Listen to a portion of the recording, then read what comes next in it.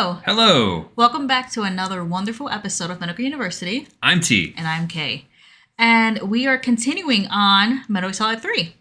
Yay! We're almost done. Almost. By the end of this month, I think. Probably.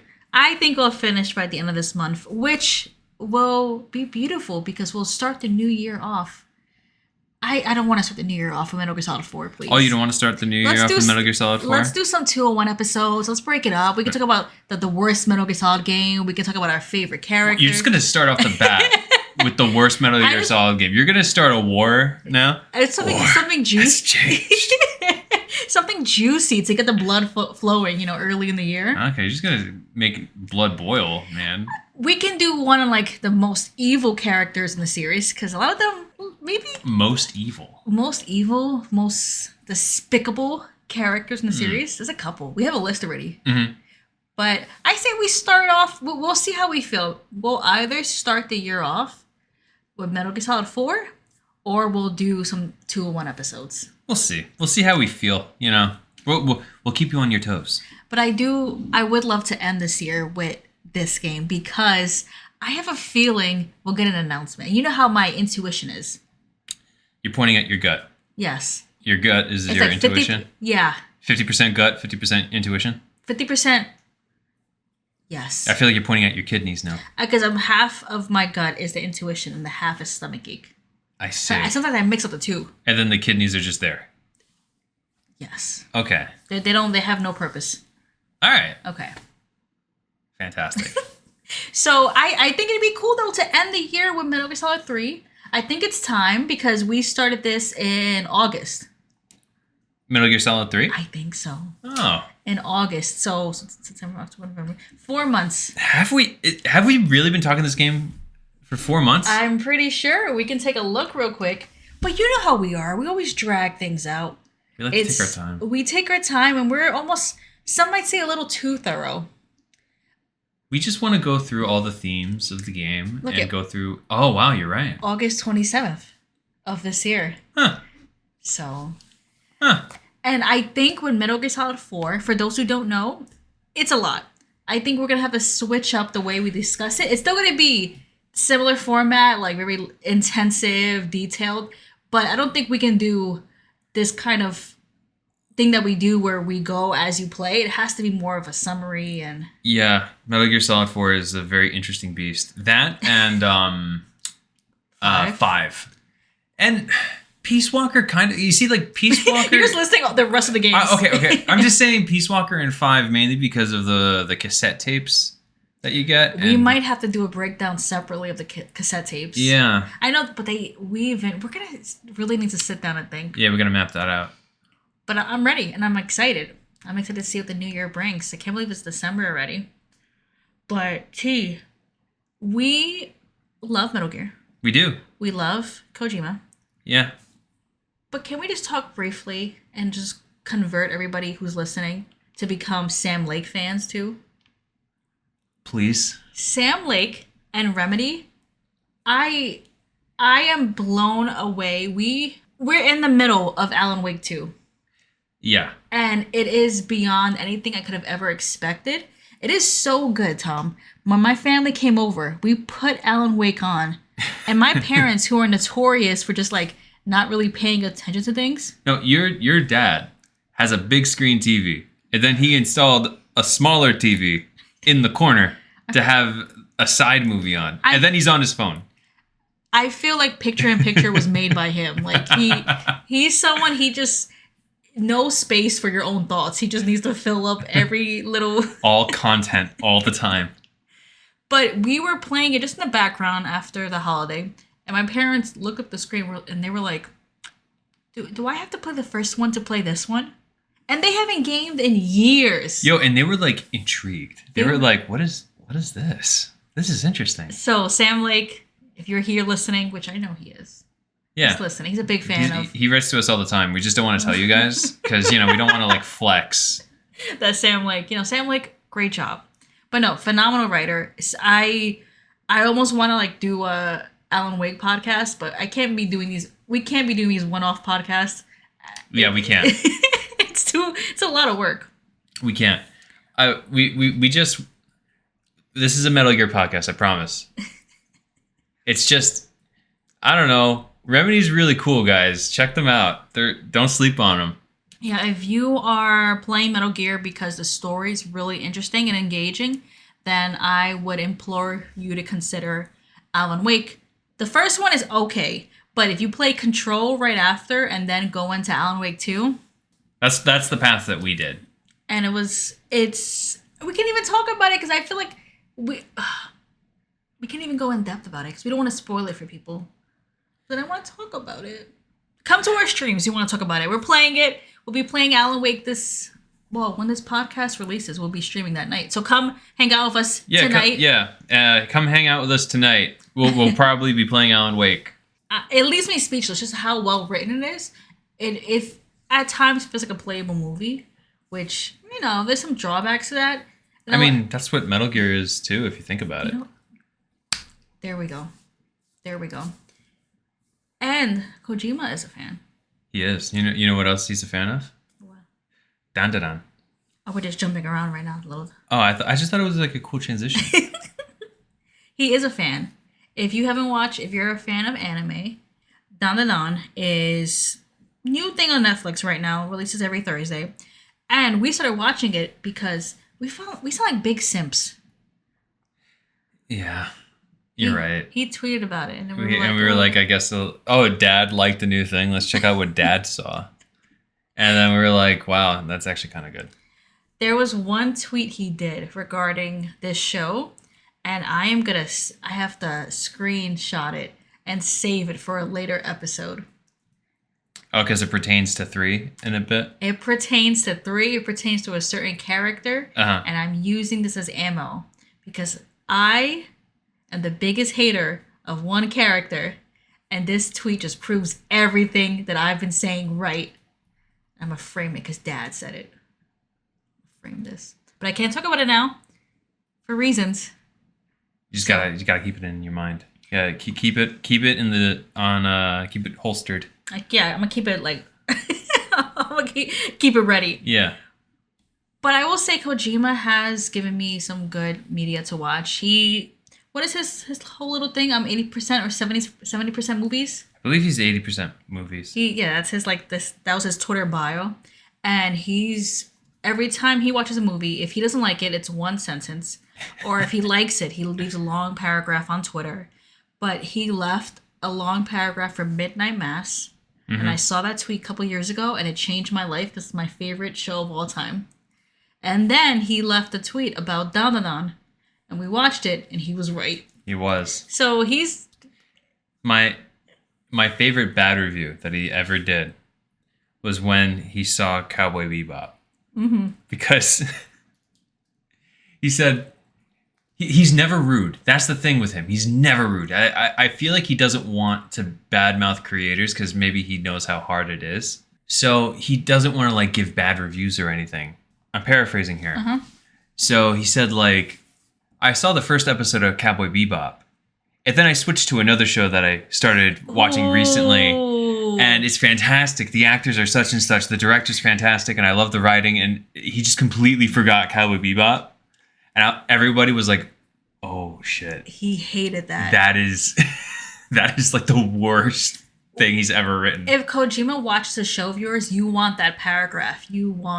Yeah. And I think, even to your point, even if he doesn't like something, he'll just watch this movie, and it's one sentence. But the fact that he said, I changed it to something else. Yeah, that's super egregious. Yeah, if it's ever a one sentence review, he didn't like it. But if he told you in the tweet that he switched to something else, he was just stab me in my motherfucking face. Oh my God. Why don't you just kill me now? Not that you've killed me. Have you seen Cowboy Bebop?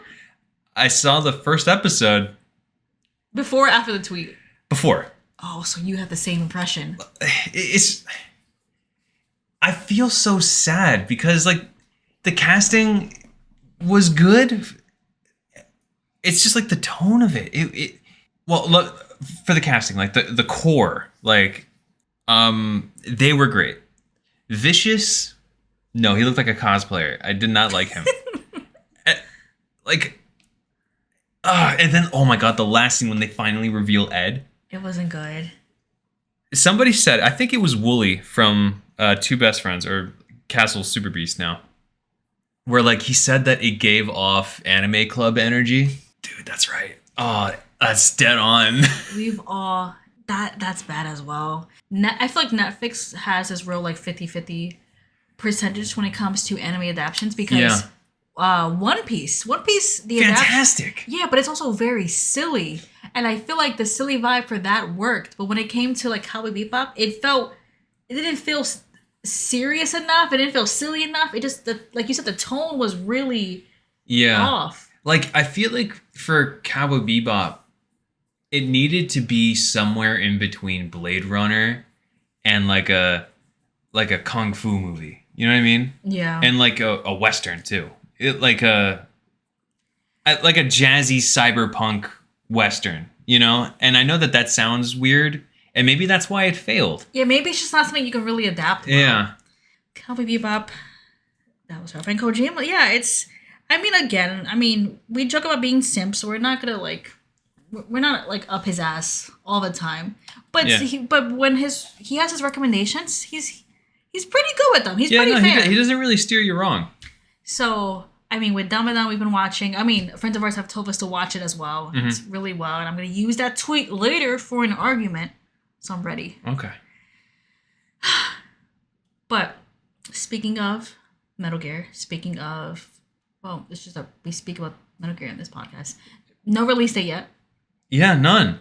I'm thinking that with the Game Awards, we might get something. You sure? Because Jeff hates fucking Konami so much. I hate to be like rumor mill is because I look a fucking clown. Uh-huh. But rumor mill is that an announcement for the release date will be had then.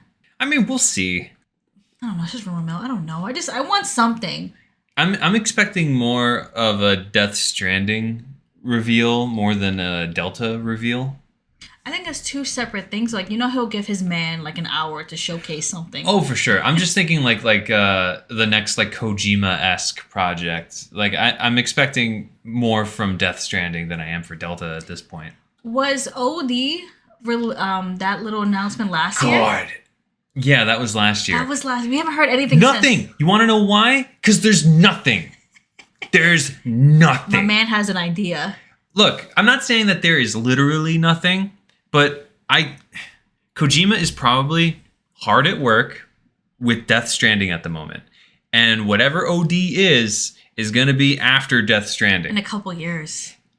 And that means maybe there's some concept art and maybe there's a plot line, but that's it. It's just on a file on his desktop right now, and that's it.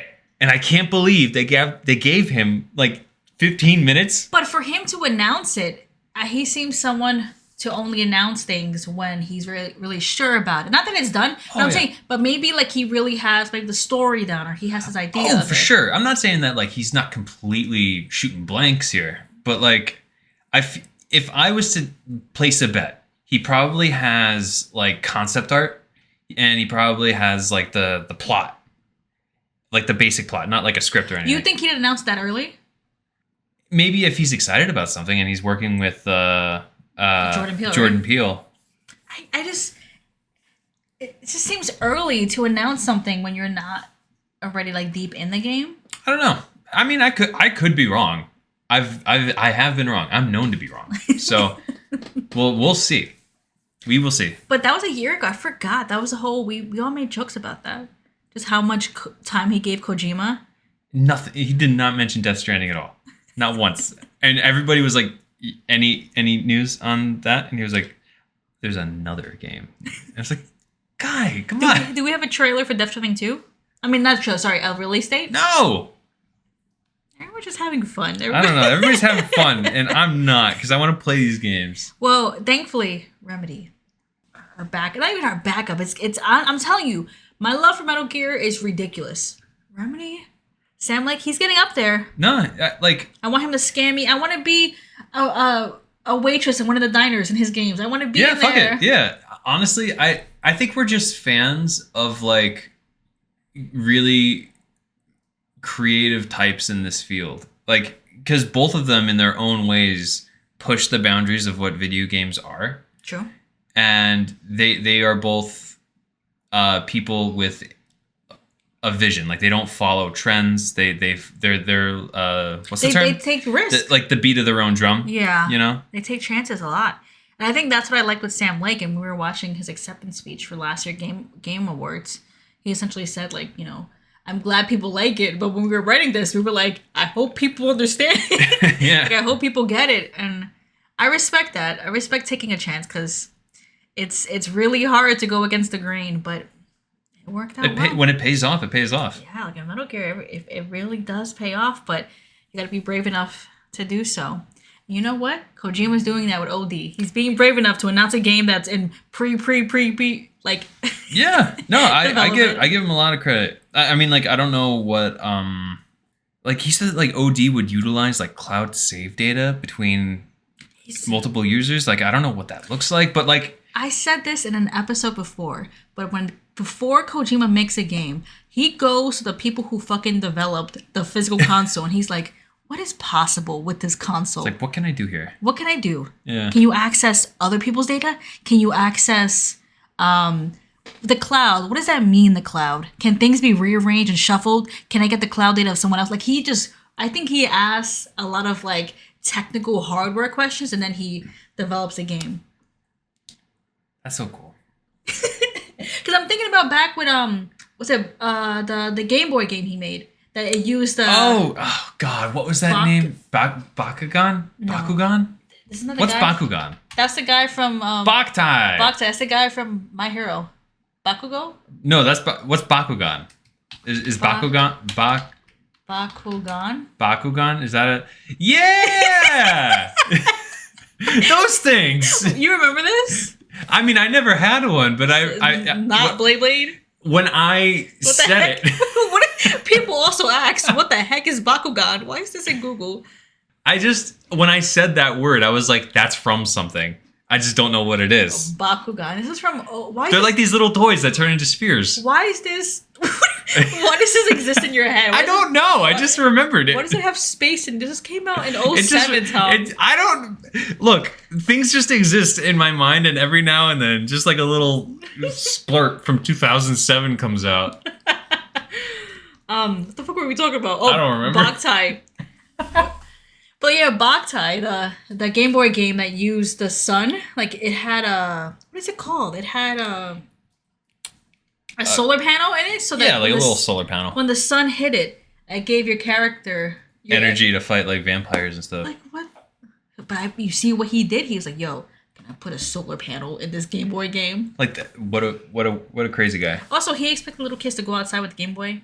Bugging. Yeah. I'm in the dark under the covers with a flashlight. Did you ever do that as a kid? Like play with your Game Boy and then like your parent, like mom would come in and you put on the pillow? No. No? Mainly because I didn't have like the light thing attached to it. The big attachment. I didn't have that. Oh, remember that? You had to get a whole big... Yeah, so for me to play with my Game Boy, I had to turn on the light, and then they would know that I was up. When did they have the backlight? It came out shortly after. Was it did the Game Boy Advance have it? Yeah, the Game Boy Advance had like the backlight built in. It did? Yeah, that was a big selling point back in the day. Oh, I thought it was the SP that had it. SP had it too, but it was the Advance that had it to start with. And the DS. DS was... This is a Metal Gear podcast, I promise you. So you want to talk about Metal Gear? Yeah, sure. I guess we should by now, right? Yeah, it's everyone comes here for the ramblings of TNK. That's what they're here for. We should start a Bakugan themed podcast. How long would the podcast be, you think? With my experience with this. With my experience, I don't know anything about Bakugan, but maybe You know what, it we're should on be- this journey together. It's a journey of us getting into Bakugan. Okay, are you ready for the pop quiz? Let's do the pop quiz. So the pop quiz, T. It's comprised of 5 questions that are Metal Gear related. Oh, they're not Bakugan related? They're not at all. God damn it. So I hope you do well. I'll try. Okay. They are true or false questions. They're short answer questions. Please answer it to the best of your ability. Okay. Question number 1. Hit me. Why does Snake have a mask of Rykov's face?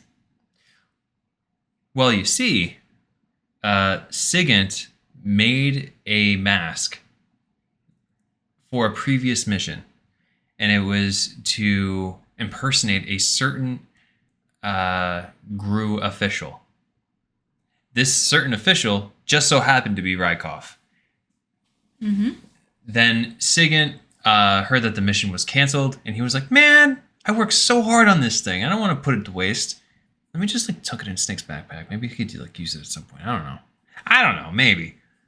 And then Snake just so happened to have the mask. It was the stars were aligned, and that's why.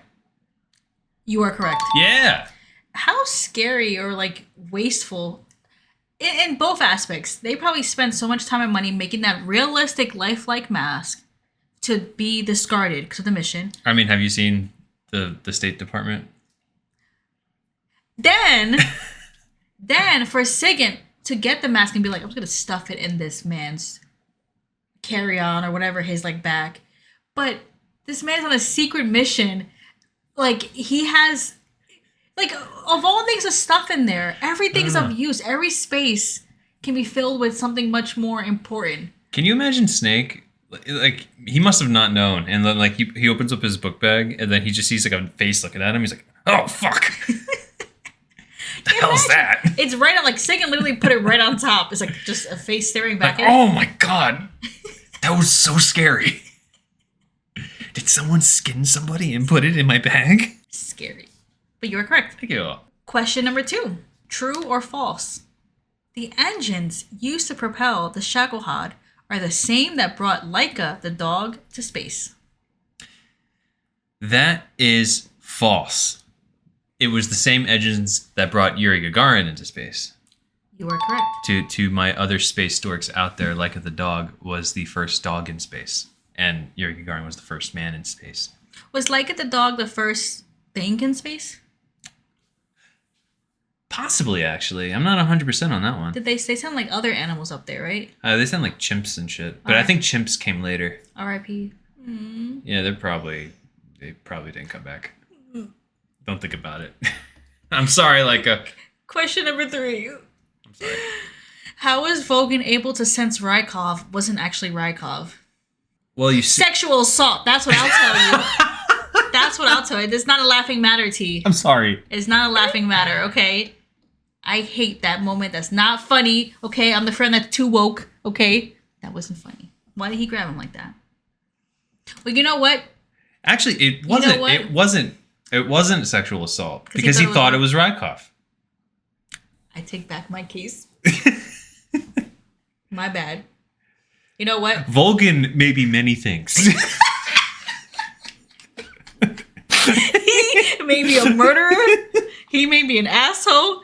Okay, and he may be abusive, but he's not. No, wait. Oh, he was.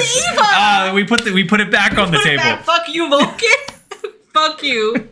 Okay, answer the question. How? Well, you see, the girth of Snake's member was just either too much or too little. It was too much or too little. We don't know. The jury's out. But it was not what Vogan was used to. I like how your mind assumed it was too much. Is that your ideal Snake? I don't know. You reason it's too much. That's where your mind went. You think he's girth enough. Do I think is this an 18 and up podcast? I mean, we do market it that way, right? No, we don't. Well, we don't. Oh, well, sorry, kids. Snake's girthy. In Tom's mind. In Tom's mind. I don't know. That's my... In my mind, Snake's got a massive dong, yo. Oh my god. I'm sorry. We're delirious from the Thanksgiving food. Yeah, my bad. Sorry. Okay, but you are correct. The way Well, you explain how Vogan and Reich, that whole little moment. Okay. Well, Vogan and Rykov have a very special relationship. So, Vogan greeted Rykov in I would assume a loving manner. It's probably maybe something that they do all the time. I don't know. Who's to know? Yeah. And when Vogan caressed, I will put that gently, Snake's member, girthy or not. You're stuttering a lot. I feel like you feel uncomfortable. I am a little uncomfortable. Okay, I'll finish it. Okay. But Vogan grabbed who he thought was Rykov's. He grabbed his little member, and I like how you automatically go to little. I mean little as in it's smaller than the like like. I'm just saying I went to girthy, you went to little. We're talking too much about this. A lot of characters in this game are evil. He is at the top of that list. And I think maybe him and Rykov maybe were really heavy on the PDA because he did that in front of Sokolov. Or maybe Vogan didn't really consider Sokolov even worthwhile. So he was like, fuck it, I'll do it here. Who cares about Sokolov? Who's going to listen to Sokolov anyway? Yeah. Yeah. So, but yeah, that's how he knew. Okay, next question. All right.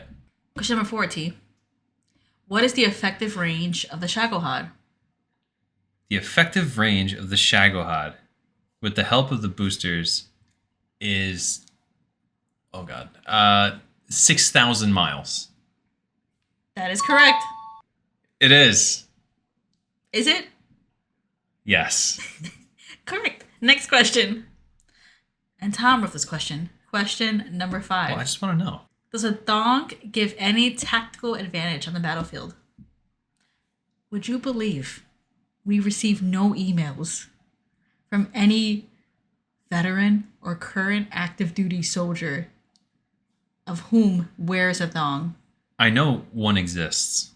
I don't know of one personally. I'm just putting that up front. But look, in the entire military of these goddamn United States, you're not telling me that there is not one person. And the one person uses it for a tactical advantage. Yeah. To me, this question is true because Okay, tell me.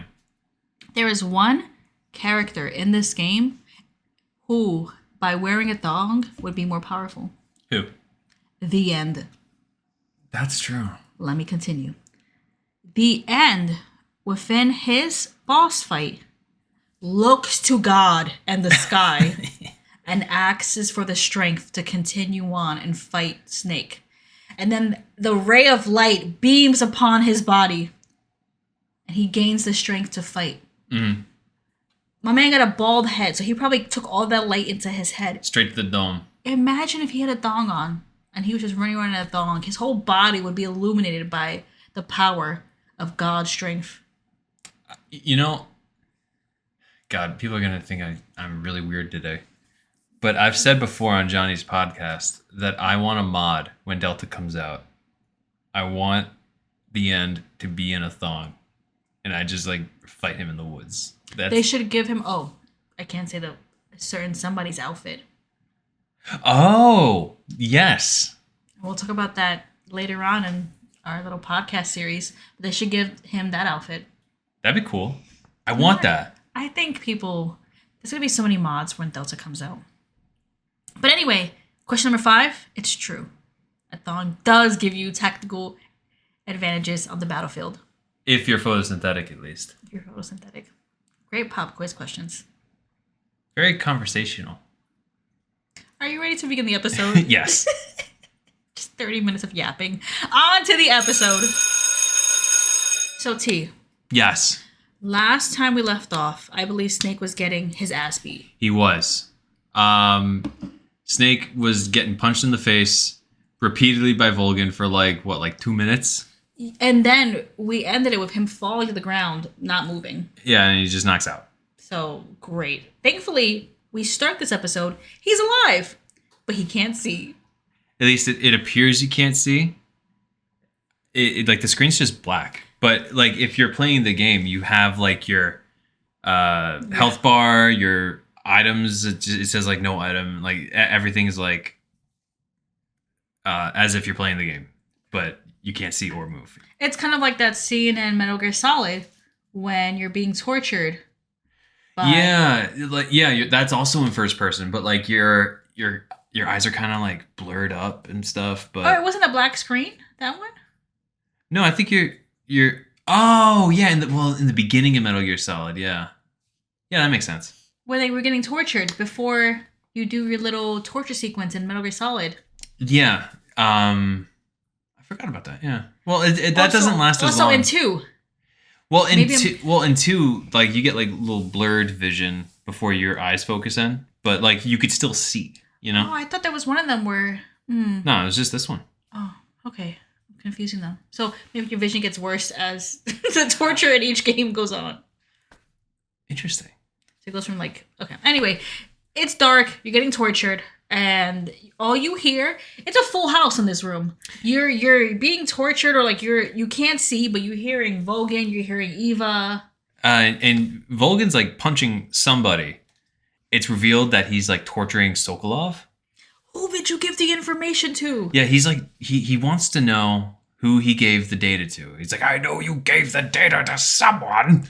And he is beating him to a pulp. Yo, it sounds like he threw like a garbage can at him at some point. It's the wrestling. Yeah, like it's like some sort of WWE match or something. And I said Eva before. We know it's Tatiana. I think what is shocking to me is like you hear her cries in the back. And of course she's playing this role, she's acting, but her cries in conjunction with just the lack of words with Sokolov, like you can tell he is Yeah, this dude is probably been dead. he is getting beaten so bad. You're hearing all these squelching noises and nothing from his mouth. So Vogan is I think like Sokolov has served his purpose. So to speak. In Yeah. Vogan's eyes. And this disc that he's talking about, however, the only disc we've ever seen Sokolov give to anybody Is Tatiana, aka Eva. it was this little square rectangle thing. No, it was like a little canister of like some sort of like Super 8 film. Oh, forgive me. Okay, this canister. Okay, that's the only thing that we ever saw Sokolov give to someone. Yeah. So we can imagine that if that's the case, and Sokolov is getting his ass beat, and Tatiana / Eva has it, Oh God, yeah, that kind of implicates her. it implicates her and it puts her in a little tight spot. I mean, even if she reached into her pocket, took out the data, and was like, "I have it. It's here." He would probably kill Sokolov on the spot and then kill her. So, what could she like? It's such a shitty place to be in. And it's hard to imagine where she must be mentally if she has to play both sides. She has to play whatever her mission is as Tatiana, has to play her mission as Eva to Snake and helping him. So you're already switching between two worlds. Mhm. And then I can imagine this third world of like what you really want to do or your actual emotions. It sucks. It's not a great place to be in. And I'd be worried for her. Who are her allies? Snake. I can imagine he's I mean, your ally is Snake, and look where he's at. he's tied up. Like, I mean, we can imagine tied up in the room. He's just from our viewpoint, he's not able to see anything. he can't move. I'm assuming he's incapacitated. Like, your only friend in this room cannot help you. So she is. I would say she's in a tough spot, but Sokolov's in the worst spot. And speaking of Sokolov, all we hear is a body drop to the floor after Vogan finishes his punches. We don't get any confirmation, but I think we can assume that this old man. Yeah, he's just like, I guess he's dead. Yeah. And that's it. But Then they just drag him out. thanks. Bye, Sokolov. R.I.P. So then he turns to you. Beautiful. Who's next? He turns to Snake. And he's just like, so, I hope you prove to be more entertaining than he was. And then, he also like admires your body a little bit. So he say like, "Oh, you have such a What a beautiful body you have. Like a newborn baby. And if I remember right, depending on how many injuries you get, he comments on your body differently. Like, so let's say if you have a lot of injuries, Volgan comments on, oh God, it's been so long since I've heard this off the top of my head. He says something like, you have like a warrior's body or something like that. Like, but if you have few cuts and bruises, he's like, oh, what a beautiful body you have. Like a newborn baby. And then He says, but not for long. And then he just beats the living hell out of you again. And he's just like, he just wants to know where Snake came from? What's his mission? Yeah, he's essentially now interrogating you and torturing you to get the information. Vogan also states that not only is he just a super strong guy, at this point too in the cutscene we're able to see what's happening. Yeah, he takes off. He has like a Snake had like a bag on his head, and he's kind of being held up by rope by his wrist, and so he can barely stand. But if also he goes limp, he's gonna be hanging by his wrist. So Snake is looking very vulnerable and weak right now. Mm-hmm. Vogan, to add insult to injury, Vogan says, "Oh look, by the way, I have this weird electric power." I'm saying it's weird. He has 10 million volts in him. And he's going to use his powers to punch you and shock you at the same time. Oh, fantastic. And we did a quick little search because we were wondering, 10 million volts is a lot. That sounds like a lot of something. So we thought, how much can kill a human? How much can maim a human? And apparently it's not the volts that kill you. Did you know that? I actually never knew this. They say it's not the volts that kill you. It's the amps. The amps or the mils. I've never heard mils before. But if you get struck by lightning, some people get struck with 3 billion volts. You can get struck by a lot and survive. Yeah. So, I mean, this was a very quick search for us, but it's more or less Volgan saying that he has a very long charge life. He's basically flexing his battery ampage. Yeah. You know what I mean? I have 10 million volts. I can keep doing this. I could do this all day, dude. And maybe Snake doesn't know about mils or amps, so Snake's okay, I'm done. I mean, I did. Look, Snake doesn't know about a lot of things, to be honest. If you play around with the codec, you learn that Snake is not the sharpest tool in the shed. That man is a soldier, okay? He knows a lot about war, right? In the battlefield. Look, he's good at what he does. That's what I'm saying. I'm just saying, it's easy to fool him. He's very gullible. So yeah, but maybe the Volt thing also scared him. Maybe it's a way to scare Snake.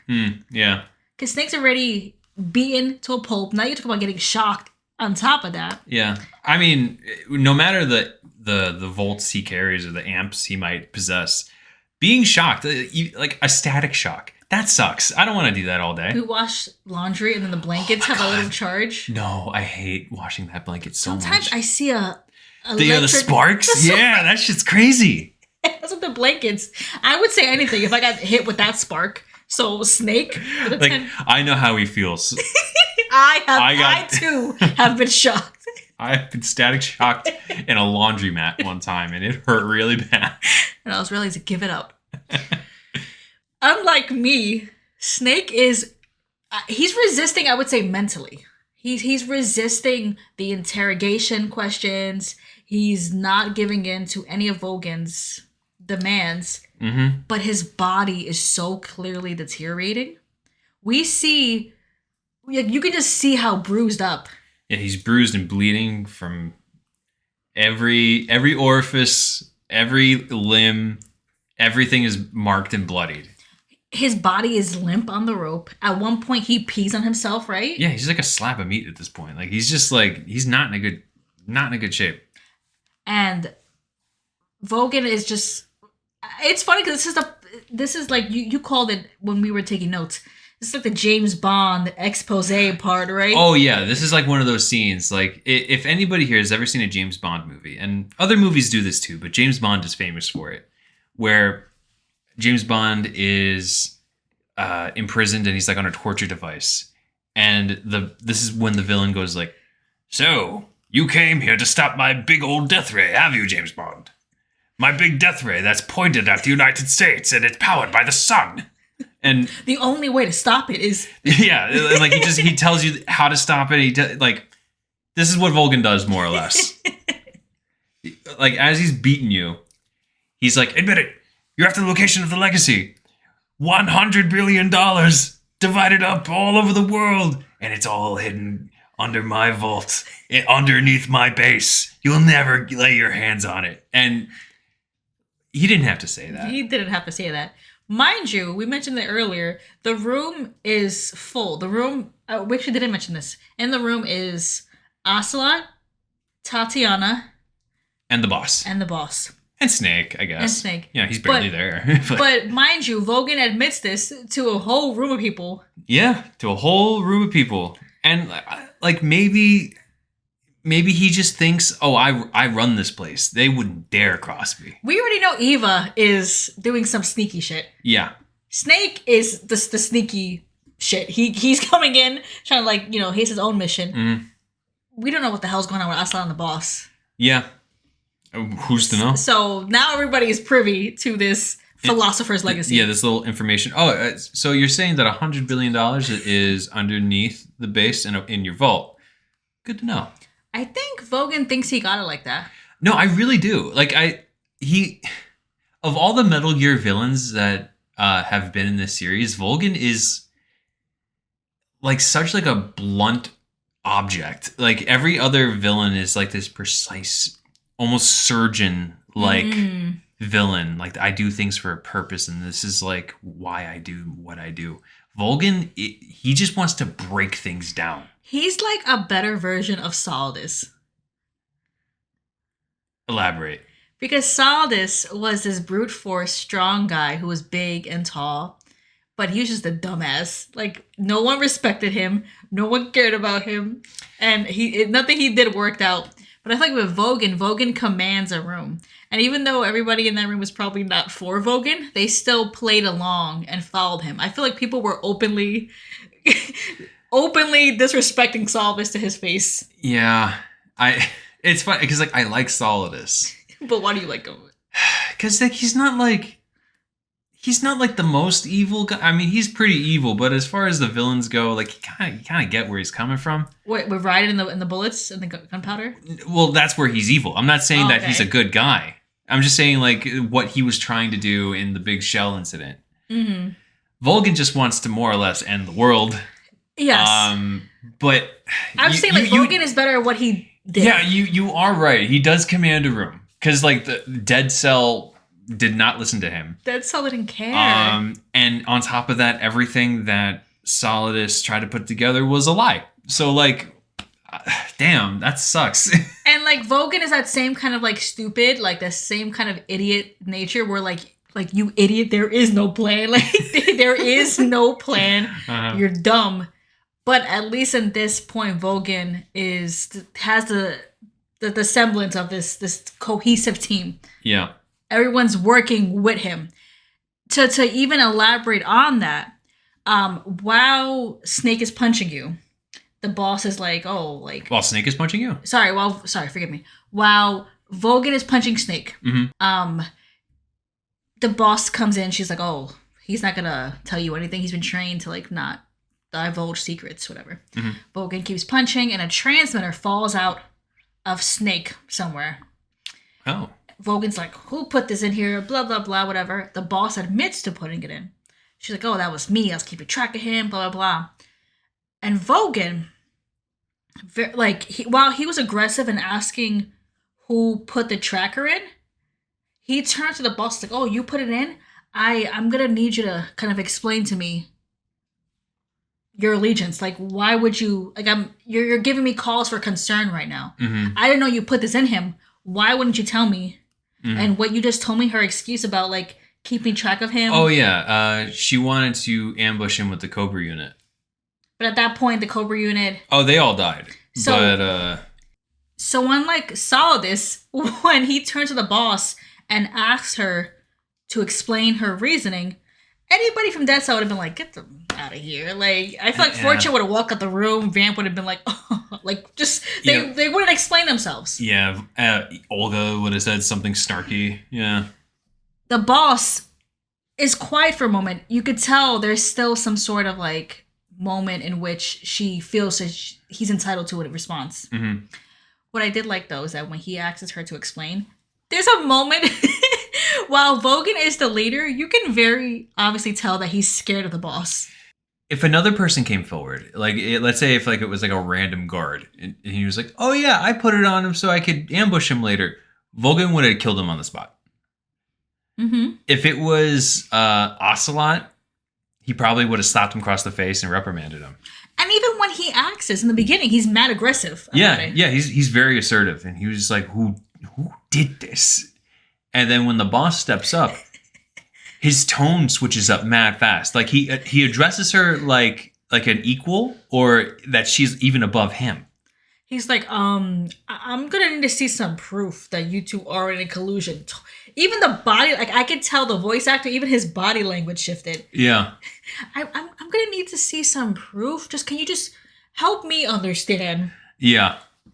And when I tell you, the boss steps to him with such a force that this 7-foot man put his hands up like he was about to get his ass beat. Yeah, the boss steps up to him and she's like, "Whoa, you don't trust me?" And he's like, "Whoa, hey, I didn't say that." My man puts his hands up as if to protect. This man has electric powers and he's like a foot taller than her. And he's afraid of her. She steps so hard, he backs himself almost to the wall to escape her. Yeah. I just thought that was the coolest show of power. And that, like, she's playing a role still. Like, she still has to play that he's still a leader. Mm-hmm. But you can tell she and him both know. You know what it kind of reminds me of? It's a scene from The Dark Knight Rises. Okay. With Bane. And there's a scene where there's like this like financier that was funding Bane's operation, and he was like bad mouthing Bane. He was like, what the hell are you doing? And all Bane does is just put like a hand on the guy's shoulder, and he was like, "Do you feel in charge?" I don't remember that, but that gave me chills. And he was like, "I gave you a small fortune," and he was like, "And this gives you power over me?" And ooh, man, just like that you made me nervous. You put your hand on my shoulder. The light hand on the shoulder was just like enough to just prove dominance. You know what I mean? And the boss, she has it. Yeah, she definitely has it.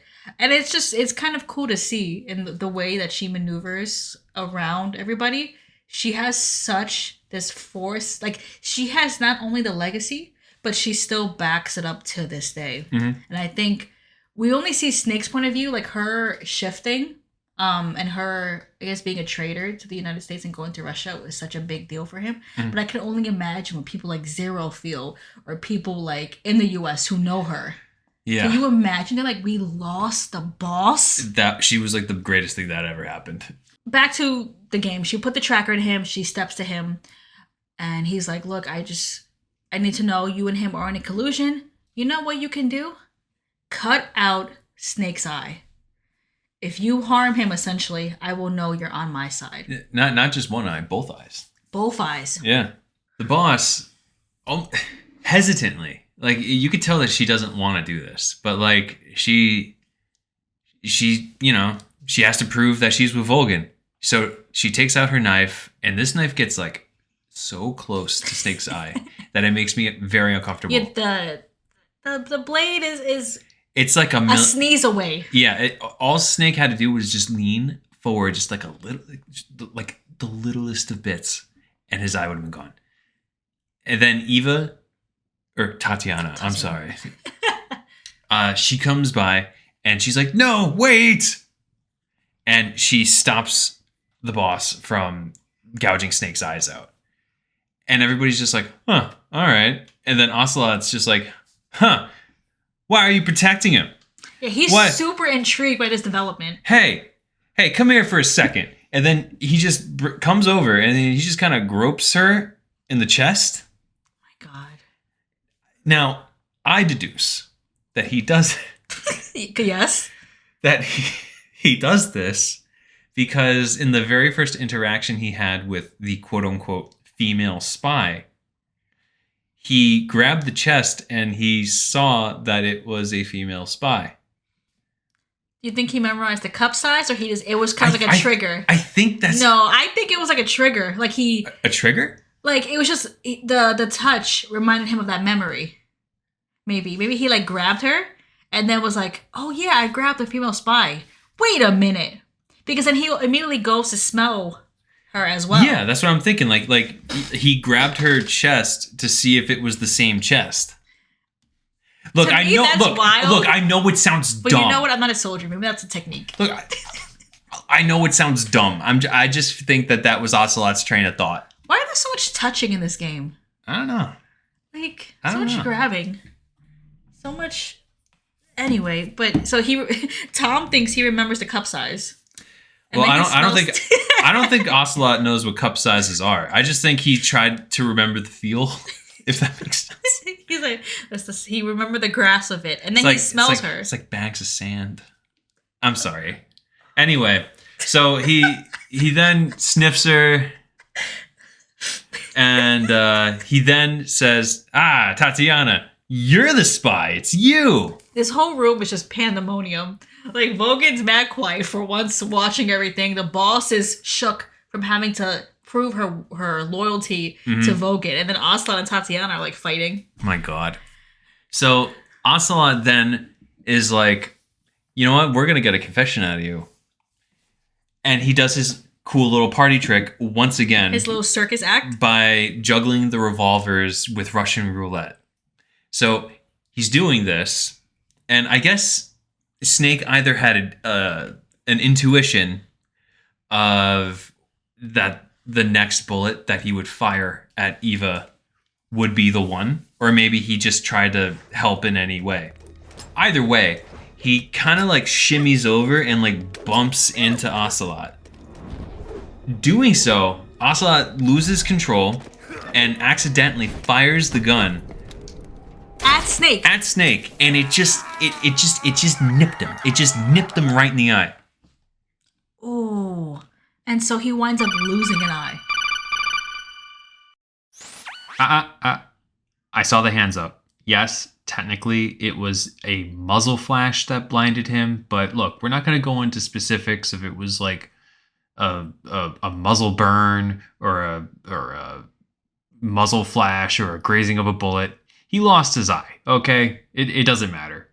It's terrible. The boss sees it as her way of getting out. Like, you see, okay, he lost an eye. Are you happy? And Vogan's satisfied, surprisingly. Yeah, he's good. He's there, like, I feel like he scoffs, and then he leaves. So he's fine. Ocelot states that he'll get Tatiana the next time. Like, he's, I guess, happy with this scene, too. Yeah. And then he, like, punches Snake in the back. Yeah, but it makes like a weird squishy sound. Probably Snake is all squishy from all the beating. That's true. But Ocelot leaves, and then it's just Eva and the boss. The boss takes out a revolver and just shoots Snake in the leg. Because why the fuck not at this point, right? At this point. I mean, she got out of stabbing him in the eye, so she's like, oh, I guess I'll just shoot him too. But then, interestingly enough, she like tucks the revolver in your back belt, and she looks at you and goes, "Run." So, is that like her idea of helping you? Also, if you press R1 during this sequence, you see a ghost in the back showing a radio frequency. But you know, whatever. Cool. I feel like Snake is like just this whole game. Like you ever been with like a little kid and they like reach up both their hands to be picked up? Mm-hmm. I feel like this whole game is just him like, mommy, please. Pick me up, please. Please, I'm tired of this. I'm so scared and sad. Like he's just, and also the mixed messages that he's getting.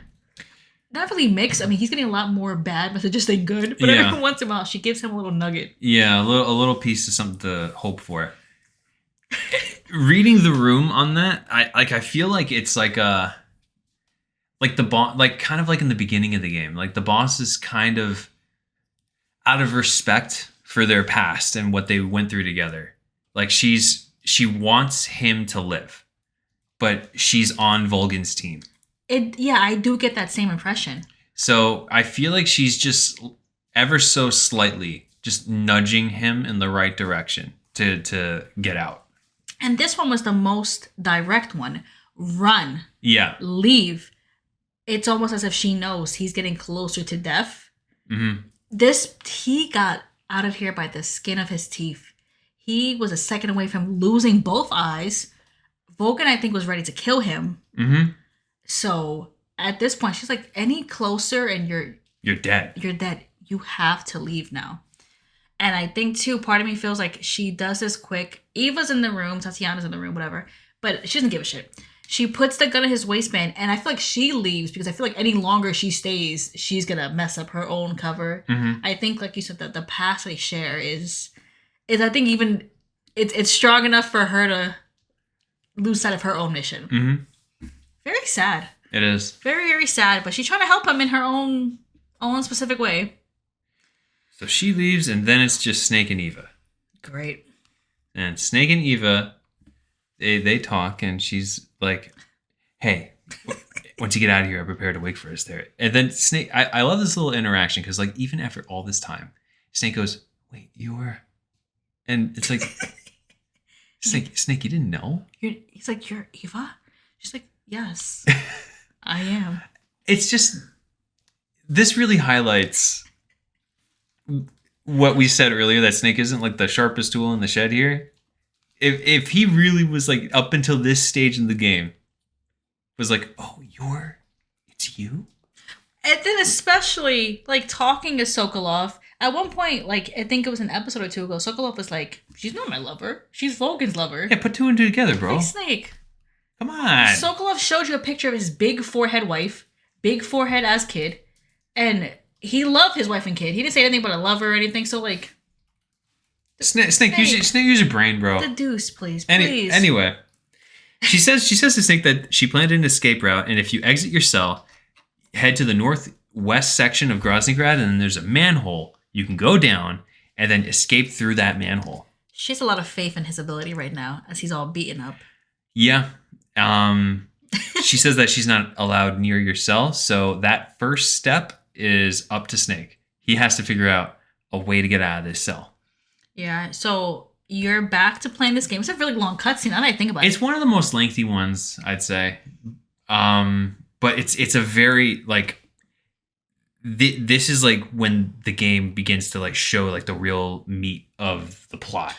No, it's definitely picking up now. And I remember playing this game when I first played it. I got to this point and it felt like it was just like bam, bam, bam from this point on. Yeah. The first part felt a little bit slow and like you're kind of uncovering or like slowly getting into the meat of the story. And the meat of the story is in this real last, I feel like, third of the game. Oh yeah, when you get to Groznygrad, it really picks up.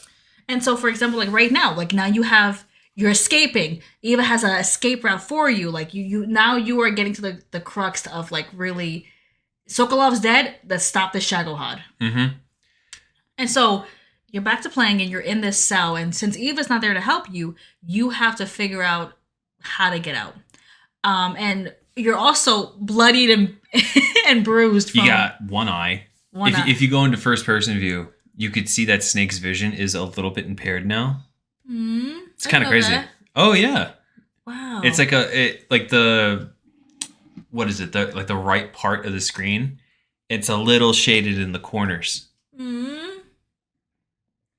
Terrible. It's not terribly impaired, but just enough. So it's a little detail to just remind you. Mm-hmm. There's multiple ways you could escape this cell. It's actually like pretty open-ended. A popular one that I like to do is take the food that the guard gives you and throw it back at him. Huh? This makes the guard go like, "Huh, you don't want this?" And then guard. And then he eats it. Okay. You do this enough times, it triggers a cutscene. Okay. This guard is revealed to be Johnny. Johnny. Not the one from Metal Gear Solid. But his name is Johnny. This is either Johnny's father or grandfather. What makes you say that? Well, he says that all firstborn sons in my family are called Johnny. And he's like, my dad's a Johnny, my dad's a Johnny, and his dad was a Johnny too. And Snake's just like, a whole clan of Johnnies. And they're all just idiot soldiers with diarrhea. Yep. But it kind of leads kind of like a simplified version of this game. Because Johnny kind of talks about, like, what's the point of having this Cold War anyway? We used to be allies and now we're enemies. It sucks. Yeah, wasn't he say, like, you and I would be friends if it wasn't for, like, something like that, right? Like, yeah, and, like, you kind of get the feeling that, like, Snake and Johnny might have actually been friendly with each other if they met in another context. Johnny pulls out a photo, and it's his family. And he's like, this is my family, I miss them so much. And then if you press R1, you can see that Snake is looking underneath the photo, and it's the code to get out of the cell is behind that photo. Oh yeah, we didn't say it. To get out of the cell, the cell doors are radio locked. I don't know why. Okay. This is the peak 1960s technology. Who's to know? So Snake is just, he figures he's found a friend, and he's like, "Yo, can you get me out of here?" And the way that this guard just switches up and like he pretends to be tough, If you try to escape, I'll have to shoot you. I've said too much. I gotta go. I spoke too much. Yeah. I gotta go. It's almost like he was like, oh, we were friends. How dare you ask me to escape? How dare We you? were just getting to know each other. How dare you? But that's one way. You get the code from the back of that photo, that little cutscene. Mm-hmm. There's another way in which you call the codec that you saw behind the boss. Yes. There's another way where you have a fake death pill. It turns out when the boss shot you, she didn't shoot you with a bullet. She shot you with a fake death pill. And Thanks. you could dig it out of your leg and take it. So in a way, the boss helped you out. Thanks. Right? Thanks, mommy. Kind of cool. So, There's a couple ways. and if memory serves me right, I believe you could make yourself throw up, and that will trigger the guard to come in to see if you're okay. There's so many different ways. There might be another one. It's escaping me. Reject food, fake death pill, the codec from the ghostly apparition behind the boss during the cutscene, and then throw up. That's 4 so far. I bet you there's like one or two There more. might be one more. Well, anyway, you escape this cell, and you make your way all the way back to the. Should we talk about the PS2 exclusive? Oh yeah. So this is like super deep cut, and especially if you're a new fan of the series, because you're not gonna get on the Master Collection. You're not even gonna get this on The HD. HD. This is something that hasn't been restored because it's a reference to a game that never came out. When you save the game in this holding cell, before you escape. before you escape, Snake and Paramedic have a conversation about vampires. Like she brings up like Dracula or something, and Snake talks about how he's afraid of vampires because of course he is. Of course. It also might be a reference to Vamp, Oh, that's cute. Okay. but in any case, you fall asleep, and when you reboot your game, it starts in a completely new area. The graphics are different. It's kind of like a grayscale type look. And it's like these monsters are coming after you. It almost looks like Devil May Cry. Yeah, you're this weird. No, I say weird because it's not Snake, but you're not playing a snake. You're playing this character who is fighting these Devil May Cry looking enemies. You're in like this what looks like a barn almost, or like some like underground, Like some sort of like warehouse, something like that. and you're fighting enemies as this new character. And this is literally a demo of this hack and slash game, like you said, it never came out. And I believe the title was called Guy Savage. It might have been a working title. Who's to know? That is the only demo from what we've looked up. That is the only playable demo of this game. This game never came out. And the only way to play this demo is by booting up the PS2 version of Snake Eater. And how crazy is that? It's I did a light Google search. I should do some more, but it's like, why is it there? Why is it not in other games? You know what I mean? I mean, it was probably there as a reference because maybe they were legit working on it at the time and they thought it'd be like a fun way to like sneak in some sort of like gameplay demo. And they probably didn't put it in recent releases because they didn't make a Guy Savage game. So why would they put a demo for a game that never came out? But I don't know. I wish they kept it. It gave like the game a certain level of like, what the hell is it was akin to like Metal Gear Solid 2, where you're like, what is happening now? Yeah, Very scary, very confusing. it makes you think like, did I boot up the right game? or also if you realize you booted up the right game, you're like, what is happening now? I feel like you're still so primed from Metal Gear Solid 2 that you're like, okay, here it is. Here's the twist. I'm playing, like this is where it shifts. But nope, just a demo. Or rather, Snake's dream. Yeah, because when you're done with this demo, Snake just wakes up and he's like, "Whoa, oh my god!" And Snake just had a nightmare and he wakes up. Yeah, it was a nightmare because he hates vampires. They're so scary. So I guess Guy Savage would be a vampire, right? Like he wasn't fighting. He's gonna make monsters. Yeah, it's interesting because like there's no real like, oh, that's a vampire in the game. So I'm assuming that Guy Savage is the vampire. Yeah. Who's to know, really? Who's to know? Yeah. If anyone has any more deep cuts or we didn't even mention this earlier. Anything you want to add? It's tknm@gmail.com. Yeah. Oh, that's tknm@gmail.com. It's tknm. Yeah.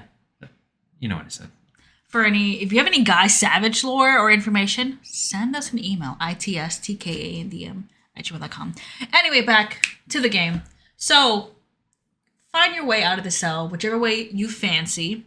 And as you leave, you talk to your team, you talk to Zero. You and Zero have a quick chat. And he also tells you about it wasn't a manhole. He tells you how there's a way to exit Groznygrad, the northwest space, right? Yeah. There's a northwest area at the northwest part of Groznygrad. There's a way to exit Groznygrad from there. And there's a manhole cover. Mm-hmm. So Snake makes his way all the way over to the manhole cover, makes his way down the manhole cover. I did want to just do quickly. I want to explain. I hated this part of the game because this is like some sneaky shit. You got nothing on you. And I hate this because I'm not good at sneaking. I love Metal Gear Solid, but I'm not good at being stealthy. And you have to be. You cannot like blast your way out of this section. No.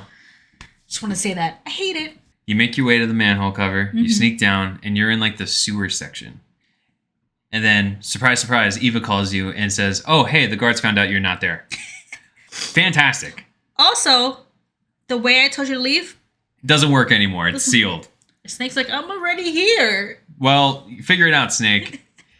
She basically says that if you keep heading north, you ever notice that it's always north? If you head north. Oh, yeah, that's true. It's always north. Progress is always north. North Star? North Star? I don't know. Anyway, it's to the north of the sewers. Snake makes his way. He begins to go down this tunnel. Dogs begin to chase him.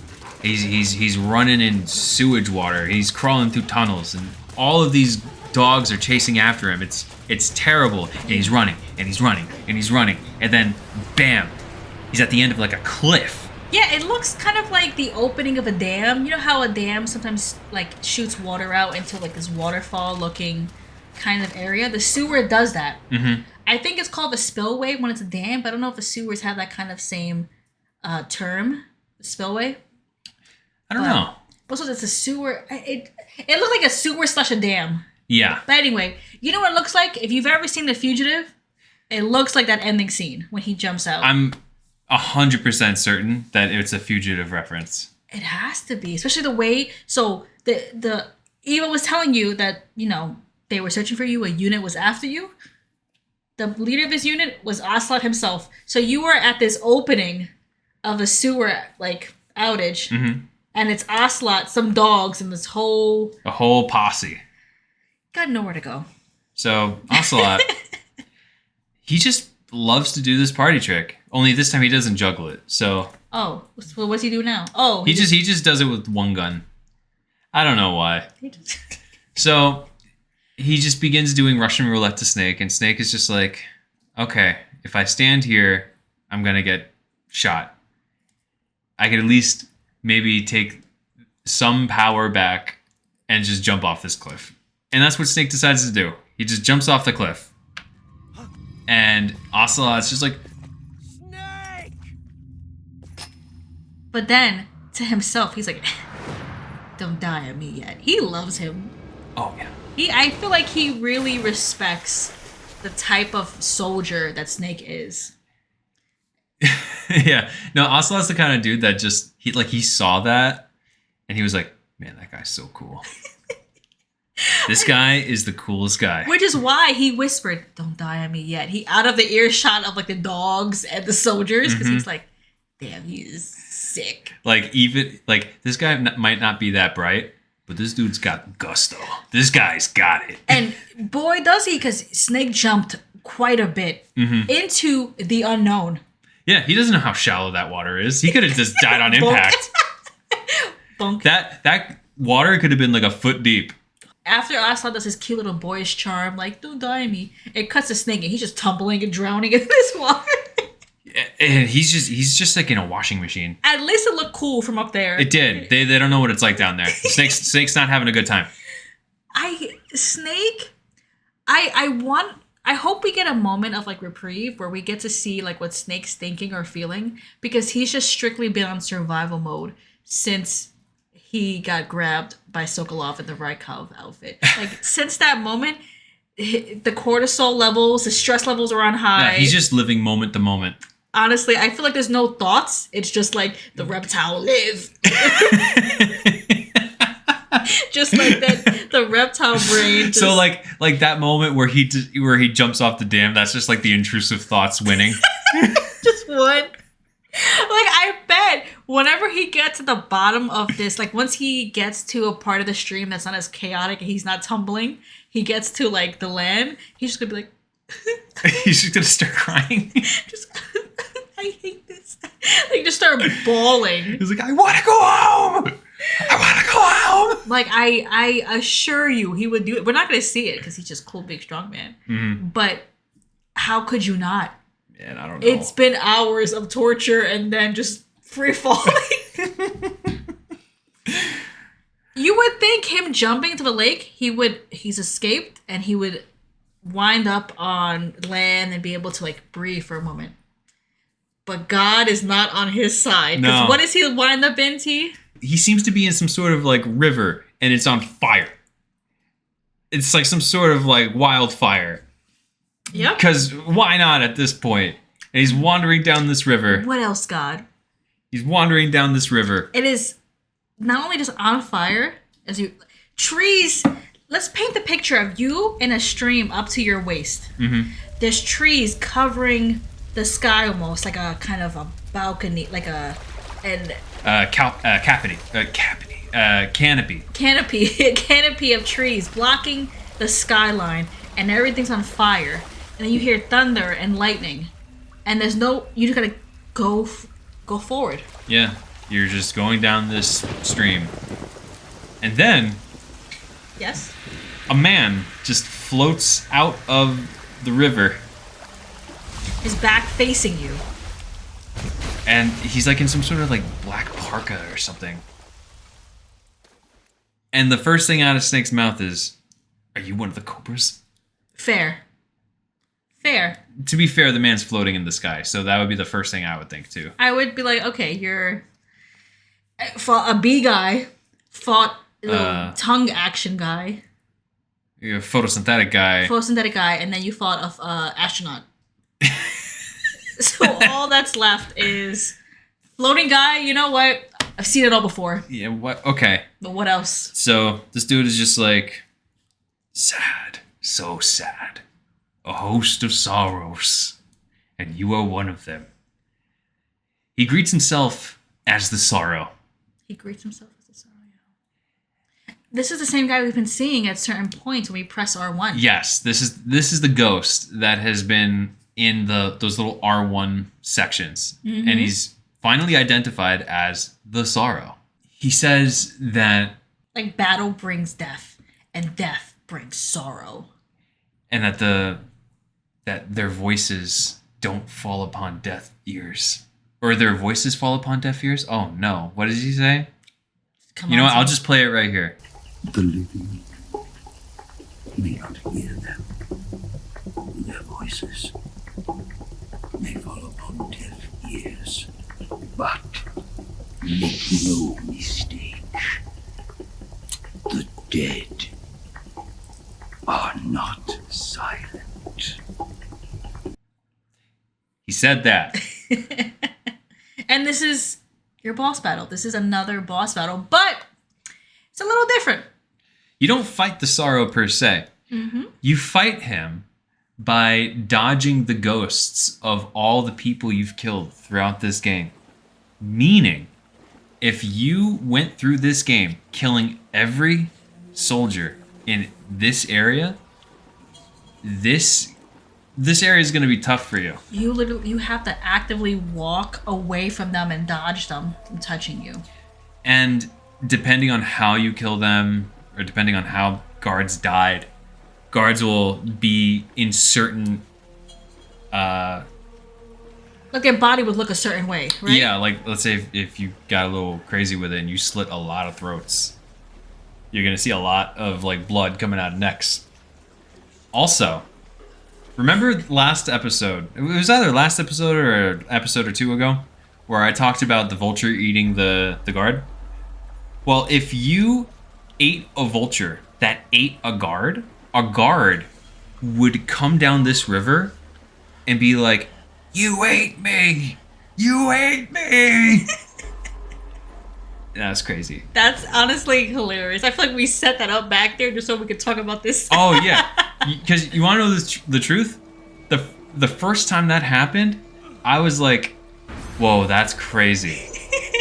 I can't believe they did that," and I never did it again. It shook you that much? I don't want to say it shook me, but it just like it made me think about it, and I was like, "Oh, that is a little gross. I don't want to do that." It got you. It did. He was right. He was like, "You ate me." And you're like, "Damn, I did my bad." Oh, Snake's a cannibal. Oh, I don't want And I that. think too, it was because it was so deliberate.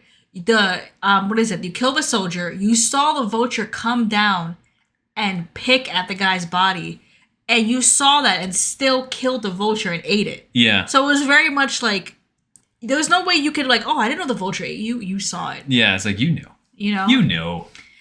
This boss battle, I think this. I feel like every boss we talk about is so significant. Like we spoke about the end being one of like the most pivotal boss battles in the series, even maybe. But this one, I feel like it's so out of the genre of this game. I feel like it deserves to be up there with Psycho Mantis. Yeah, in the same sense, like those are both horror. Mm-hmm. You know what I mean? Like with Psycho Mantis, the screen turning off that brief second, you're like, what the fuck am I playing? Mm-hmm. And this one, when you're literally not fighting, it's the sorrow, but you are literally seeing your playthrough, what you chose to do. Yeah, and you get to see all the lives you've ended, and they all are coming at you. I think what's also fun in a weird way is kind of similar to Psycho Mantis, like you mentioned.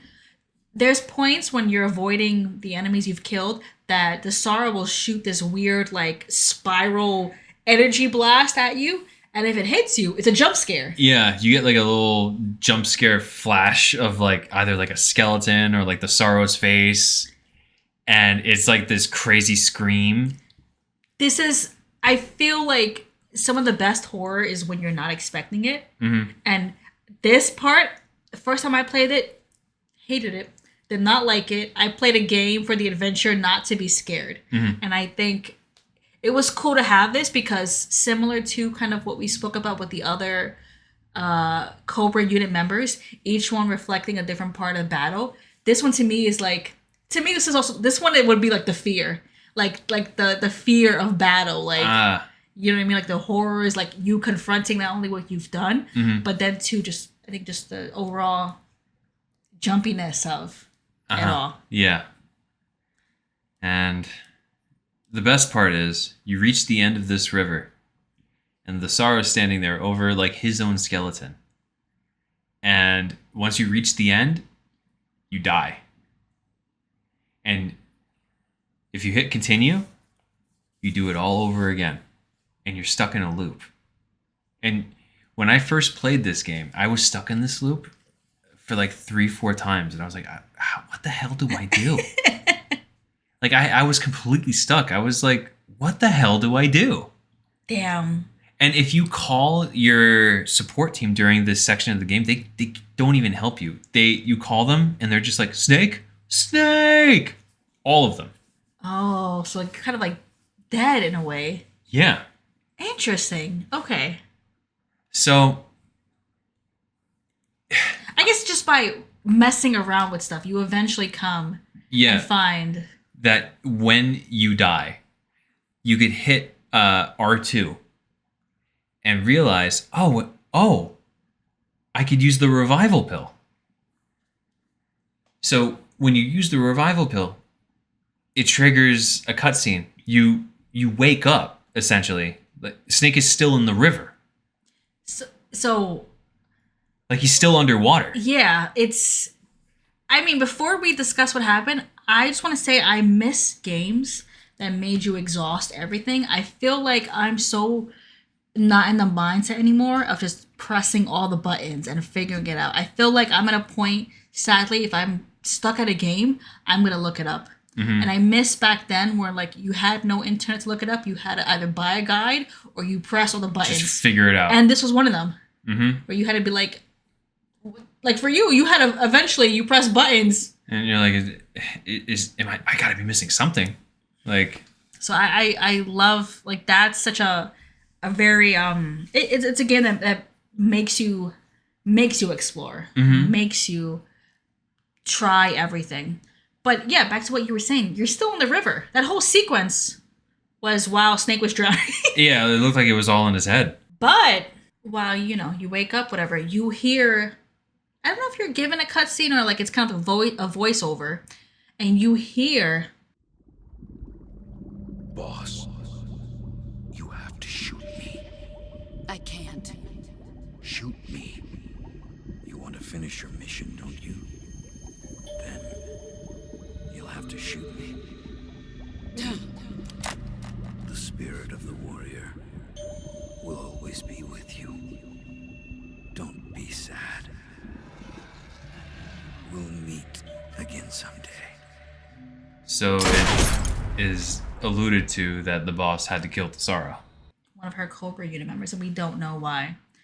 And to me, we've been given by every since from the end to now, every boss battle they've given us information. They've given us either a piece of their lives, given us kind of a view of their view on war. To me, this was the end. Sorry, this was the Sorrow wanting you to hear this. He wanted you to hear this moment, and what does that mean? Why was it important for you to know that the boss had to shoot the Sorrow, and why was it important that he like why was that important?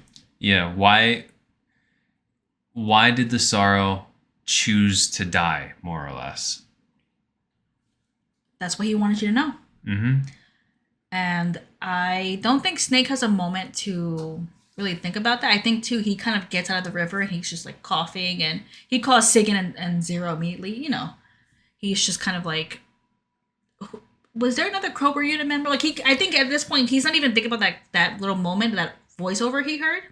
He's more so, who is the Sorrow? Like, Yeah. I had this vision. Do you know anything about him? And they're like, yeah, the Sorrow's been dead for 2 years. Oh, so he's just been a ghost the whole time. So you've had the ghost earlier in the game. You had this little segment of this boss battle, but he's been dead for 2 years. Interesting. You also come to find out that there was some sort of mission that the boss had in Selenoyarsk, which is where the Virtuous mission was. And the Sorrow was on the Soviet side, and the boss was on America's. And as a consequence, the boss had to kill the Sorrow. It's kind of echoing the mission now. It's interesting that Selenoyarsk is so heavy. That area is so heavy for not even like... It was heavy for the boss and the Sorrow. Then now it's heavy for Snake and the boss. Yeah. Like, it's such a set. It's such a setting for just... Yeah. For people to lose their loved ones. Maybe it'll happen more. Yeah, I wonder if that's a theme. Yeah. For that location. Yeah, something about Selenoyarsk just holds such weight for people. Yeah. It's like, and it's that same area, the bridge.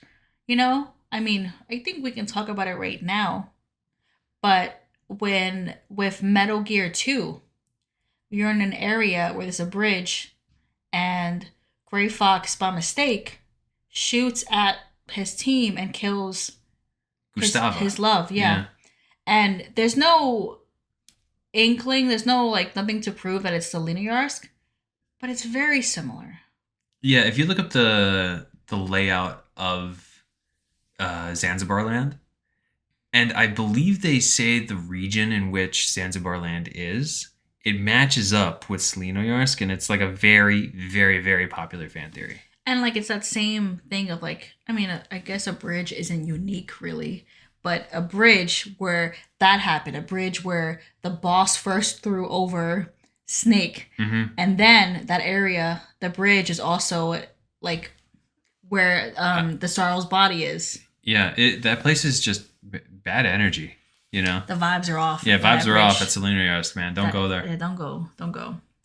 But yeah, Sagan and Zero were privy to that information. I mean, the Sorrow was part of the Cobra unit, so it makes sense that they would know that little tidbit. But how hard that must have been for her to like have to kill one of her own, and not only kill him, but he's like, "Go ahead." Mm-hmm.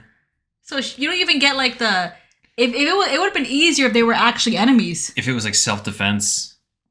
It would have been easier if they were actually true enemies. Oh my god. And not the thing that killed them was what side they were on. Yo! Wow, I can't wait to talk about this in a more appropriate setting. But wow, I never really put that thought together. That's so interesting. Ooh, I can't wait till we get to the later parts. I want to talk about that. But you know who's not talking or thinking about it? Snake. Because he has a mission, okay? Oh, yeah, that's true. That's true. He got a mission. He has to head north. It's always north. And no time to think about that scary little section. No time to think about anything but the mission. You got to head north. And Eva tells you there's a little spot behind a waterfall. Meet her there. So, you make your way to this spot. You get behind the waterfall. Now, if you were observant, you would notice that there was a tracker placed in your back. Mm-hmm. If you were not observant, this place is filled with Ocelot members looking for you. Mm-hmm. So you could sneak past them and go behind the waterfall. And when you get back there, you're waiting on Eva. Eva, you could hear like a gunfight outside. So I think it's safe to assume that Eva just kills everybody outside. And then she just comes in doing like wheelies on her motorcycle through the waterfall. Baddest bitch. I don't even know how she did that. What does it feel like to be a bad bitch? Will I know one day?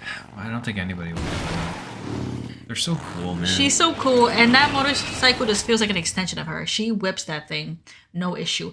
Also, this must mean she's killed everybody outside because they 100%. saw her drive a motorcycle through a waterfall. That'd be they're like, let's fucking go on the waterfall. Yeah. So everybody out there is dead.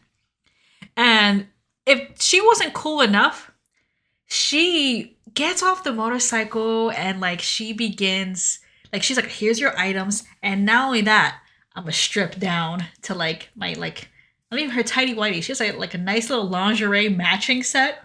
I mean, in her defense, Snake is like, hey, you could use a towel because she went through the waterfall, so maybe she took off her clothes to dry. No, I'm just saying, like, she's not only so cool, she's so hot. Because she was cool as hell to go through the waterfall in her motorcycle, and then she's like, I got you your items, bitch. And also, look at how badass I look. Yeah, that's true. Banging ass body, the hair is perfectly laid. She is pretty cool. Snake could care less, though. It's kind of funny. He starts barbecuing his like snakes and his fish, and he's just like, I could smoke them real good on the fire. Little fire. He's there eating. Snake is eating a steak in the most disgusting way possible. And throughout her stripping down and her popping up, no conversations had. He's just straight at a fire. He's cooking. And such like a funny conversation happens because he motions to Eva. He was like, hey, you want to try a snake? And she's just like, not for dinner. And I was like, whoa. Hey, yo. Yo. And then doesn't she like slither? She goes on all fours and she like slithers over to him. She is doing the most seductive of seductive things you could possibly do to Snake. And Snake, I feel like he might know what's going on, but like he's acting like he's like a teenage boy in high school because he's just like, oh my God, I don't know what to do. I always thought he was like silly for not responding, or maybe he didn't like her. But then now I'm realizing he just survived the worst situation ever. Mm-hmm. So I doubt hooking up is at the forefront of his mind. Probably not. You know what I mean? He dug out like a death pill. He went through some hell purgatory situation with the sorrow. Like, imagine like you just Got shot in the eye. you fought literal demons. My man's fighting demons every day. And like somebody comes up to you and it's just like, hey, you want to hook up? And then Snake just looks up and he's like, nah, man. I'm pretty fucking far from okay right now. Right? But like in the best way, he's like, I'm good. I'm good. So, and you know what? I always thought Snake was funny in this moment. It makes sense. Mm-hmm. He is beaten in many ways, mentally, physically, emotionally. Just lost his eye. He's done. Although Eva does sport him with an eye patch. How cool. Wow, pretty sick. So this is how Big Boss got the eye patch. Pretty sick. Pretty cool. She tries to kiss him. She does what now? So she's doing all this cool stuff. We just talked about how he looks so cool. Maybe she wanted to kiss him because he looked cool with his eye patch. Mm-hmm. But all this stuff happens. She's slithering to him. She's like half naked, whatever. That doesn't work. So she just plants her lips on his and kisses him. And then Snake Eater's playing in the background. Cynthia Harrell is like giving it her all. Yeah, it's like a nice little like almost like a cappella version. Yeah. You hear it. And Snake pushes Eva away. She's like, what? He's like, he just what does he do? I feel like he pushes her away and then he's like, when Eva embraces him, she's doing it in a way of like she feels like he can't function anymore, and she's like, I'll be your eyes from now on. And when he pushes her away, he's just like, nah, I'm okay. I still got one good eye. I'm fine. She's really trying to woo him, and he's really kind of deterring her advances. I feel like even the kiss too, he stood there to accept the kiss, but there wasn't she had all the passion behind it. Yeah, he was just kind of a blank slate for it. To me, I don't know why, but in this moment I thought of like The Boss. Mm-hmm. I just felt like, you have this new woman coming in and like this kind of romantic element, but in his mind he's like still so consumed with like the one strong relationship in his life, and it's like The Boss. Yeah, I think his relationship with Eva is kind of stilted because the boss betrayed Snake, and that was such like a heavy blow for him, that the thought of building a relationship with anybody, like let alone like a woman, but like with anybody, it's like that level of trust. You have this woman coming in who's trying to hook up with you. You've just met her too, so it's like, can I even, not even romantically, but can I even trust you? Like, yeah. I think also too, I don't know where Eva's coming from. Is she doing this because she actually likes Snake? Yeah, we don't even know if this is like part of her mission. Like we know that she's like the type of spy that kind of like sleeps around to get close to people. She said it. Yeah, that's her MO. So we don't even know if she's doing this just as part of her mission. Like, is she actually our friend? And I think it's funny because Snake pushing her away is protecting himself in that way, but I think too he's also protecting himself in the I can't right now. Mm-hmm. I went through so much, this kind of romantic or even like closeness. I can't do this right now. So he pushes her away, and she doesn't push it anymore. She kind of like they begin talking about the mission again. They go right back into kind of like, okay, what's next? Mm-hmm. So before they continue on with their plan. Now that Sokolov is dead, you gotta destroy the Shagohod. But there is a secret cutscene, is there not? There is, and it's pretty fun. If you leave the transmitter in your back, there is a cutscene that triggers where Eva is like, "Hey, Snake, come here. There's something here. It's so hard." It's the transmitter, guys. Calm down. So Eva begins to try to like dig this transmitter out of Snake's back. But as she's kind of like doing it, there's like a lot of like interesting innuendos that's going on. Yeah, what she's saying, we see a shadow of what they're doing, and it's... I'll play a little bit of it for the viewers here. It's kind of fun. Let me do it. You know, I've been trained to do this kind of thing myself. Just relax and let me handle it. Okay. I can't believe how small it is. Yeah, but it gets the job done. Really? Here, lift up your hips. Like this? So like they're all kind of like that, and then it cuts away to like the wall where it shows like the silhouettes that they're doing, and they're just it's nonsense. Like they're spinning in circles, they're doing wrestling moves. It's crazy shit. Yeah. But she eventually gets it out, and they're like, "Wow, you're really talented, Eva. That's some great female intuition you got." You and Eva, at this point, begin to plot out your next little mission. And essentially, it's time to blow up the Shagohod. It is time to use this new age bomb called C3, multiple bomb. And Eva's giving you enough to blow up the entire hangar where the Shagohod is. And she gives you kind of like the run through. You're gonna place C3 on all 4 of the tanks. It's a 20-minute time limit. Oh yeah, because the tanks are fueled with rocket fuel. So you place it, once it explodes, it's gonna go off. Yeah. So once you get there, you got kind of a timed mission. You got 20 minutes to get out of there once the bombs are set. This place is covered with soldiers. However, the scientists won't be there, but you can go there and just avoid the soldiers, do this. And once you do this, you and Eva will escape through this other path she has. She's basically mapped everything out. Yeah. She's taken the other half of the C3 and putting it on a bridge. And then once you cross that bridge, she's going to blow it. And then your escape route is sealed and people can't chase you. It's a pretty solid escape plan. At this point, she also mentions that it was her main mission to get the data off of Sokolov. Remember back when Vogan was beating the shit out of him? That was kind of her mission to get that. And yeah. Kind of died in the process. She states also, though, her other mission is to help you out. I don't know if it was tongue-in-cheek, like that was actually her mission, or it's what she wants to do. It's up to the viewer for the interpretation, I guess. But it's essentially what it is.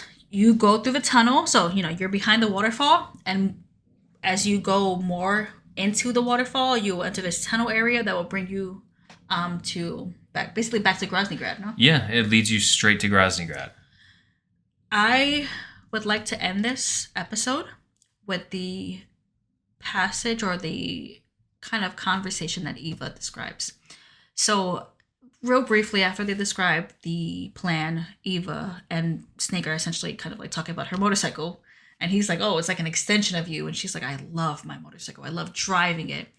She says the pain of the wind hitting her face almost makes her forget of the pain of pretending to be someone else. She says it's hard to pretend to be someone else. And I will only get off my bike when I fall in love or I fall dead. So I like this moment in that we get this bigger picture of Eva as who she is. Yeah, because like you don't really get an idea on who she actually is as a person, because like she could just be playing you from the start. And I feel like that little blip right there was the truth. Like that was a very true statement for her.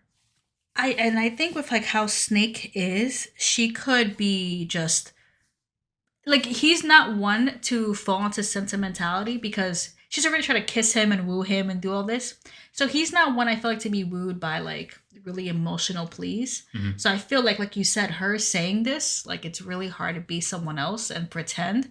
It's also alluding to what the boss said way back in the beginning of like when Snake was wearing the Rykov disguise, and the boss was essentially saying, if you keep pretending to be someone else, you're gonna lose sight of who you are. Yeah. So this whole idea of kind of like being a spy, and if you're good at being a spy, does that mean you're also kind of losing yourself in the process? Or what does it mean to be a spy? What does it mean to... It's this very convoluted idea of just kind of like losing oneself. That's cool. And I think for Eva, part of me overanalyzes it, and I'm just like, maybe she's just saying this to get Snake a little on her side, make him feel bad for her. But I think I agree with you. It's more so we're getting a glimpse of her character. Yeah. But we can talk a little bit more about that next time. But this has been a long episode. It has been. I see you eyeing the time. It's almost 2 hours. About 2 hours at this point. I don't know what it's going to be edited down. We do this for you guys. We do this for you. No, it's just fun, T. Thank you so much. Yeah, no, this has been like a cool episode. It's really picking up now. It's picking up, and we're coming to the end. We're Sokolov is dead. They're gonna blow up the Shagohod. It's coming to a close. Do you think they're gonna do it? I don't know. We'll find out next time. But T, I don't know if I'm ready to go into what we're gonna see at the end of this game. It's one of the most iconic endings. Not only like Metal Gear history, I feel like it's like an iconic ending in video game history. Like it's like such like a strong moment. For many people, this is their favorite game, and this is part of it. I mean, we are playing as Big Boss, who is a villain in the other game, so it's gonna be interesting to see how this game ends and what it means for his character. But T, are you ready to close this out? Yeah, let's do it. Everybody, thank you so much for listening. If you got to the end of this episode, I appreciate you. Thank you for supporting us. As always, you can send us an email at itstkandm@gmail.com. That is itstkandm@gmail.com. We read all the emails. Sometimes we even talk about them on the podcast. We are coming to the end of the year. We're looking forward to seeing how many of you, rank this podcast as your top podcast. Spotify Wrapped is coming out, so it's gonna be a weird. We had like a Spotify Wrapped for this podcast last year, but we started it in October. So it was like very new stats. This is like our first real go to get like year-end data. So it'd be kind of cool to see. No, it's going to be fantastic to see. If you haven't already, please rate this podcast on Spotify. You can rate it on Apple. You can like the videos on YouTube. It goes a long way. It makes us, it makes us feel good. We like it. Yeah, if you want us to like, if you want to give a digital pat on the back, that lets us know we're doing good. It means a lot. It honestly does mean a lot to us. So, as always, take care of yourselves. Love you all. We'll see you in 2 weeks. Bye, guys. Bye.